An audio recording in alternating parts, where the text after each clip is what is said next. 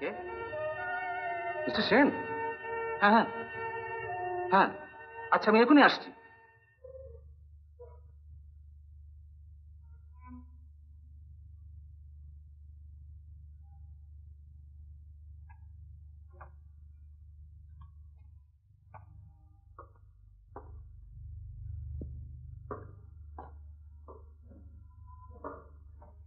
কিরকম বুঝলেন? Coronary thrombosis, মানসিক দুশ্চিন্তার উপর আকস্মিক এত বড় একটা আঘাত। এই বেলাটা না গেলে ঠিক বুঝতে পারছি না, কিন্তু তোমায় তো ঠিক চিনতে পারলাম না ভাই। আমি প্রবীর চ্যাটার্জি, দাদার বন্ধু। কাল সমস্ত রাত উনি বাবার কাছে ছিলেন। That's good. আর চলিমা, ও বেলা আবার আসবো, কেমন?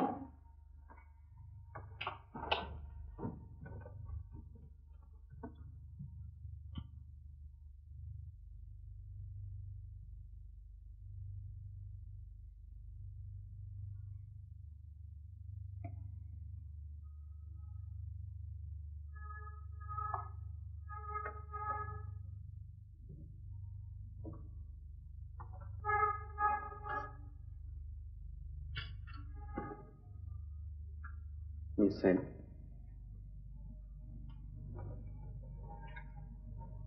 প্রবীর বাবু,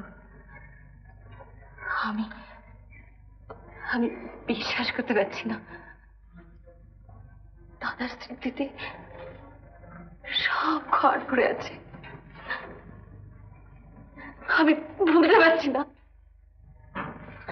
আমি বুঝতে পারছি না। দুঃখ করে আর লাভ কি বলুন? জীবনের সমস্ত দেনা পাওনা শোধ করার নামই হচ্ছে মৃত্যু।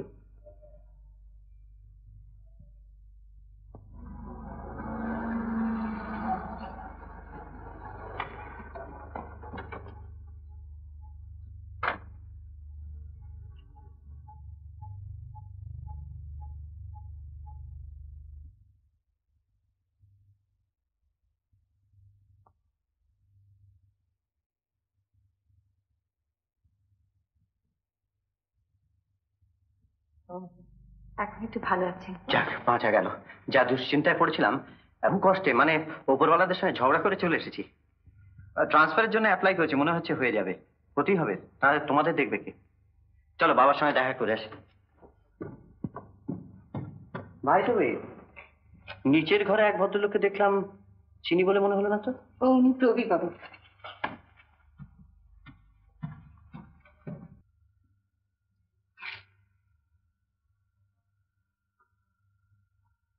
নমস্কার মিস্টার চ্যাটার্জি। আপনার সঙ্গে আলাপ করতে এলাম। নমস্কার।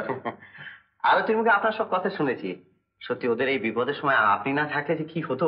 না, সেরকম অবস্থায় একজন ভদ্রলোকের যা করা উচিত আমি তাই করেছি। আমার নাম অরুণ বোস। I C. হ্যাঁ, এই পরিবারের সঙ্গে আমার নানা রকম ঘনিষ্ঠতা, বিশেষ করে আরতির বন্ধু হিসেবে। ও, আরতি তো বলছিল আপনি যা করেছেন তা নাকি আপনজনেও করে না। আপনাকে যে কি বলে কৃতজ্ঞতা জানাবো। দয়া করে জানাবেন না।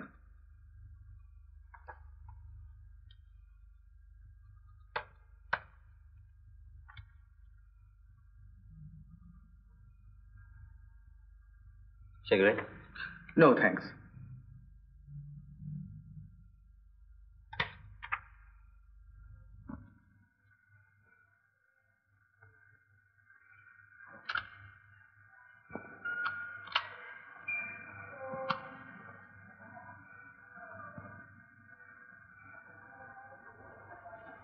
মিস্টার চ্যাটার্জি, যদি কিছু মনে না করেন, আপনি কত দূর যাবেন?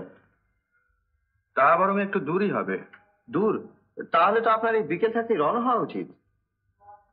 ব্ল্যাক আউটের রাত, আর তাছাড়া ওই টমিগুলোর জন্য তাছাড়া ট্যাক্সি পাওয়া যায় না। কিন্তু মিস সেনকে একবার। ও ঠিক আছে ঠিক আছে, আমি বলে দেবো, আমি তো এখানে আছি। এই বিপদের সময় তো আর আমি ওকে একলা ফেলে চলে যাচ্ছি না। না, মুশকিল হয়েছে কি জানেন, আজ আমি এখানে থাকবো জন্য মিস সেন একেবারে নিশ্চিন্ত হয়ে আছেন। সেই জন্য বলছিলাম যে একবার জিজ্ঞাসা না করে।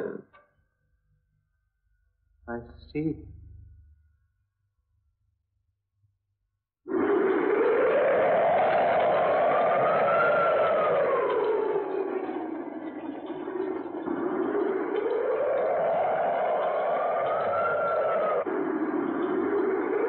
ওরে কি ভীষণ শব্দ। হ্যাঁ, ঝড়টা আবার বাড়লো। কোথায় সাইক্লোন? সাইক্লোন? এই পুরনো বাড়ি হুড়মুড় করে পড়ে যাবে। না না বাবা, তুমি কিচ্ছু ভয় পেও না। এই তো আমি তোমার পাশে রয়েছি। আমি তোমার মাথায় হাত বুলিয়ে দিই, তুমি ঘুমিয়ে পড়ো। আচ্ছা।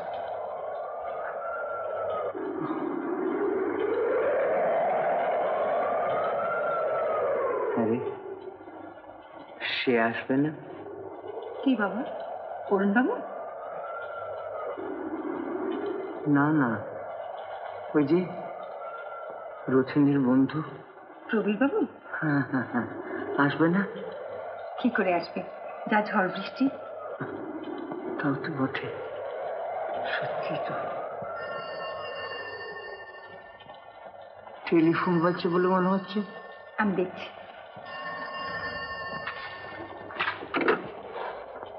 হ্যালো, কে অরুণ বাবু? কি খবর? ঝড় বৃষ্টির মধ্যে আসতে পারছেন না? আচ্ছা ঠিক আছে। হ্যাঁ হ্যাঁ, সাবধানে থাকবো। আচ্ছা। আরে আপনি আসতে পারলেন? এলাম তো। বাবা কেমন আছেন? ভালো আছেন? যাক, দুশ্চিন্তা কাটলো। নিন ধরুন এটা। এটাতে কি আছে? চাল, ডাল, আনাজ, মাছ। কি হবে? খিচুড়ি। খিচুড়ি? বাহ, আজই তো খিচুড়ি খাবার রাত। তো এগুলো না নিয়ে এলে বুঝি খিচুড়ি হতো না?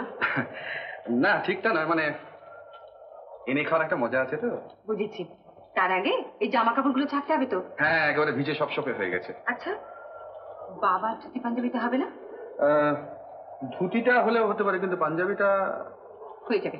আসুন। চল।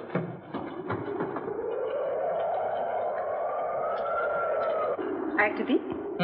দেবেন? আচ্ছা দিন। আপনি যে এত ভোজন রসিক, এটা তো আগে জানতাম না। ব্যাপারটা কি জানেন, ঠিক দিনটি বুঝে ঠিক রূপটি প্রকাশ পায়। এই ধরনের আমাদের জাতের এই যে পরাক্রম, তারপর বুলেটের সামনে বুক পেতে দাঁড়ানো, এই রূপটি 1942-এর আগস্টের আগে কেউ কখনো কল্পনা করেছিল?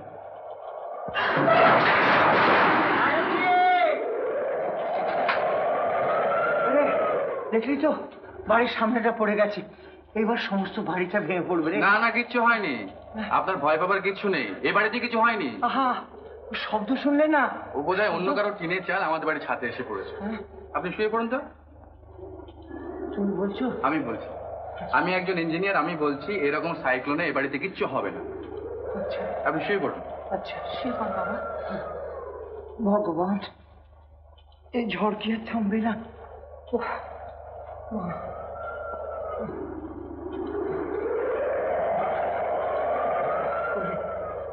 বাবা,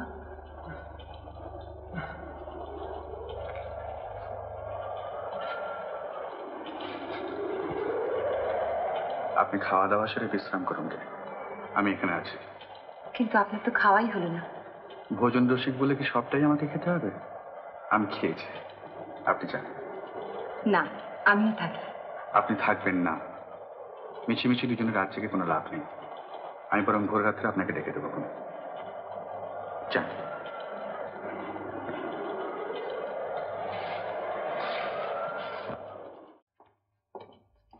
দিদিমণি, আপনি ফুল আনতে বলেছিলেন, ফুল এনেছি।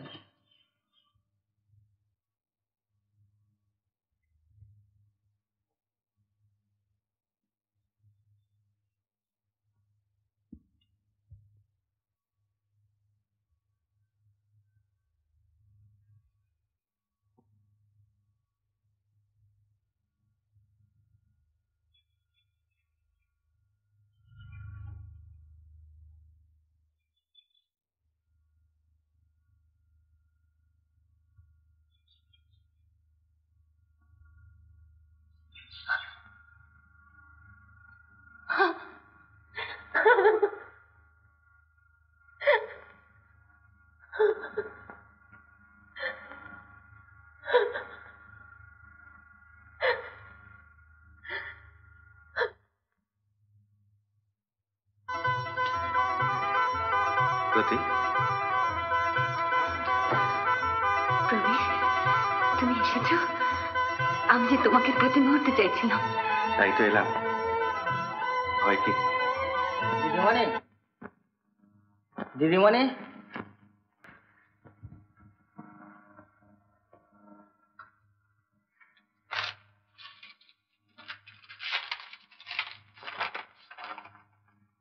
রতি, অনেক আশা আর আনন্দ নিয়ে তোমার চিঠি খুলেছিলাম, কিন্তু তোমার বাবার আকস্মিক মৃত্যু সংবাদ পেয়ে স্তম্ভিত, বেদনাহত হলাম।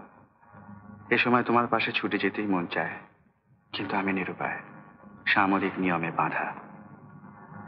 আমার ট্রেনিং শেষ হয়েছে, এবারে যুদ্ধক্ষেত্রে যাবার পালা, জানি না কোথায়। আগামী শুক্রবার সকাল 10:45 তুমি হাওড়া স্টেশনে এনকোয়ারি কাউন্টারের সামনে অতি অবশ্য থাকবে। সব কাজ ফেলেও আমি সুযোগ মতো তোমার সঙ্গে দেখা করব।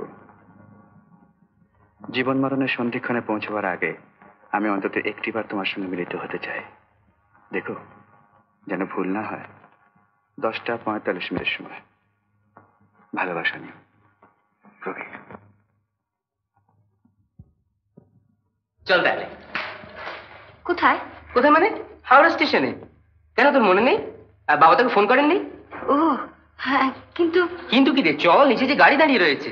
তুমি একটু মা বাবাকে বুঝিয়ে বলো লাটুদা, তিনি যেন কিছু মনে না করেন। তাকে বলো আমি এক জরুরি অ্যাপয়েন্টমেন্টের জন্য যেতে পারছি না। কিন্তু তোর সঙ্গে দেখা হবে বলে বাবাজি খুব আশা করে রয়েছেন। তুমি একটু বুঝিয়ে বললেই হবে। আমি বরঞ্চ দেওঘরে একসঙ্গে কিছুদিন কাটিয়ে আসবো।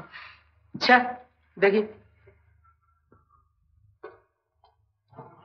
আরে অরুণ, তুমি এ সময়?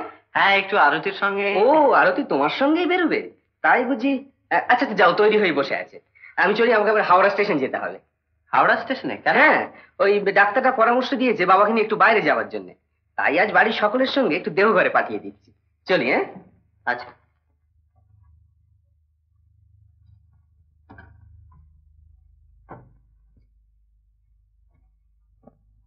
আরতি, কি অরুণ, ভেতরে এসো।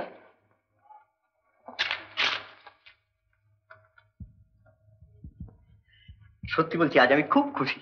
হঠাৎ এত খুশি হবার কারণ? এতদিন বলে বলে তোমাকে এ বাড়ির 4 দেওয়ালের বাইরে বার করতে পারিনি, তো আজ যে হঠাৎ মত পাল্টালে, একবার সেজে গুজে তৈরি। আমার একটা জরুরি অ্যাপয়েন্টমেন্ট আছে। অ্যাপয়েন্টমেন্ট? কখন? 11:15 সময়। তো এখন কোথায় যাচ্ছ? ভাবছি একটু নিউ মার্কেট ঘুরে আসবো। New market? ভেরি গুড, চলো। না না অরুণ, তোমাকে আর কষ্ট করতে হবে না, আমি একাই যেতে পারবো। কষ্ট আমার কিচ্ছু হবে না, কারণ সঙ্গে গাড়ি আছে। মার্কেট কেন, দরকার হলে তোমার যেখানে অ্যাপয়েন্টমেন্ট আছে সেখানেও পৌঁছে দিতে পারি। না অরুণ, তুমি যাও। তোমার সঙ্গে নিউ মার্কেট যাবো, তারপর আমার সময় মতো আমার অ্যাপয়েন্টমেন্টের জায়গায় নেমে যাবো। এতে যদি তুমি আনন্দ পাও তাহলে চলো, আমি তোমার গাড়িতে লিফট নিচ্ছি। বেশ, চলো। তোমার হাতে এত ফুল হচ্ছে, তুমি কোনো বিশেষ শুভ লগ্নে নিমন্ত্রিত। শুভ লগ্ন বলতে পারো। আজ আমার এক বিশেষ বন্ধু বহু দূর দেশে চলে যাচ্ছে। ও আই সি। মামা বাবু তাহলে উপলক্ষ?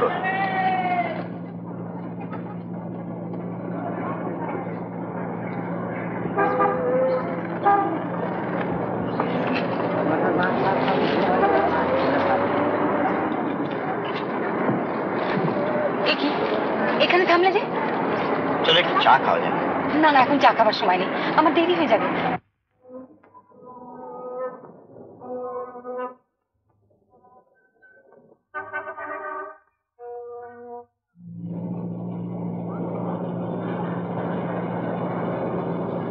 বড্ড দেরি হয়ে গেল, একটু তাড়াতাড়ি চলো। কিচ্ছু ভেবো না, ঠিক সময় পৌঁছে দেবো।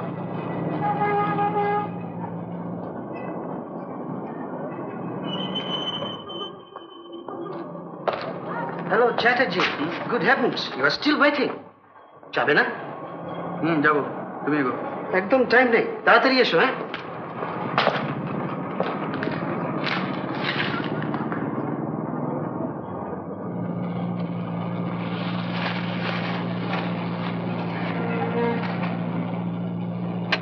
কি হলো? ঠিক বুঝতে পারছি না, ইঞ্জিন ট্রাবল। সে কি, কি হবে? আর যে একটু সময় নেই, মাত্র 5 মিনিট। আরতি, আরতি, কোথায় যাচ্ছ? মিস্টার চ্যাটার্জি না? আরে আপনি? বাবাকে স্টেশনে তুলে দিতে এসেছিলাম। আরতি এসছে? না, ওর কাছে গিয়েছিলাম ওকে স্টেশনে নিয়ে আসবো বলে। দেখলাম অরুণের সঙ্গে বেরিয়ে গেল বললো ওর কি কাজ আছে, স্টেশনে আসতে পারবে না। অরুণবাবুর সঙ্গে বেরিয়ে গেল? হ্যাঁ, স্টেশনে আসতে পারবে না বললো? তাই তো বললো। আচ্ছা চলি মিস্টার চ্যাটার্জি।